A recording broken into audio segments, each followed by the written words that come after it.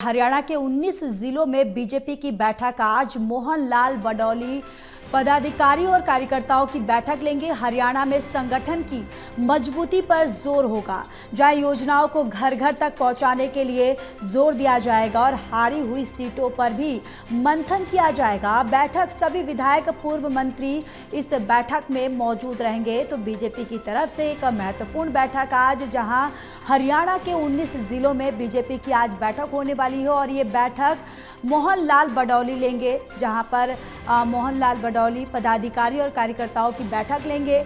और ये बैठक जो है वो संगठन की मजबूती पर जोर देने के लिए ये बैठक बुलाई जा रही है। योजनाओं को घर घर तक पहुंचाने के लिए जोर दिया जाएगा और इसके साथ ही इस बैठक में वो जो सीटें थी जहां पर बीजेपी हारी, उन सीटों को लेकर इस बैठक में मंथन किया जाएगा, विचार किया जाएगा। और चलिए रुक कर लेते हैं इसी खबर पर ज्यादा जानकारी के साथ संवाददाता कविता शर्मा हमारे साथ जुड़ चुकी हैं। कविता, ये जो 19 जिलों में बीजेपी की बैठक आज होने वाली है, ये बैठक इसकी शुरुआत कब होने वाली है और इस बैठक को लेकर क्या कुछ जानकारी है?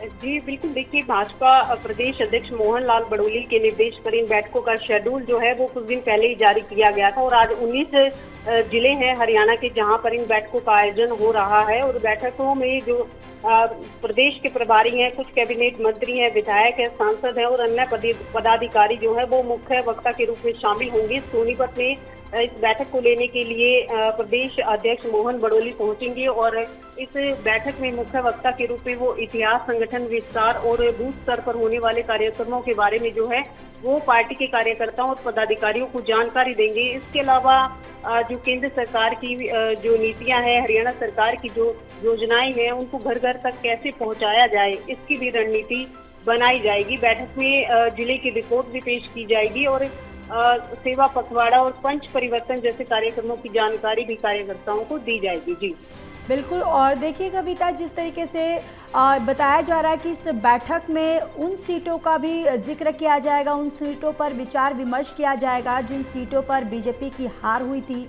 यानी कि ये बैठक अपने आप में एक अहम हो जाता है कि पूरी तरह से बीजेपी संगठन को और कितना मजबूती से आगे बढ़ाया जाए, उस पर जोर दिया जाएगा इस बैठक में। और इसके साथ ही जिन सीटों पर बीजेपी को हार मिली, उन सीटों का भी मंथन, विचार, चर्चा की जाएगी।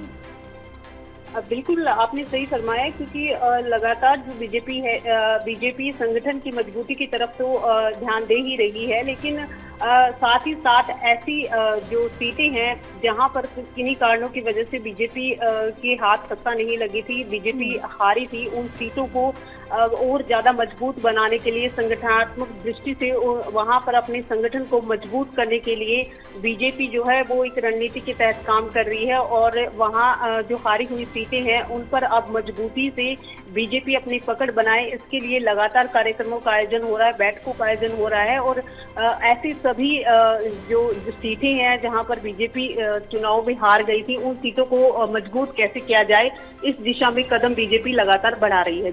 जी चलिए कविता, तमाम जानकारी के लिए धन्यवाद।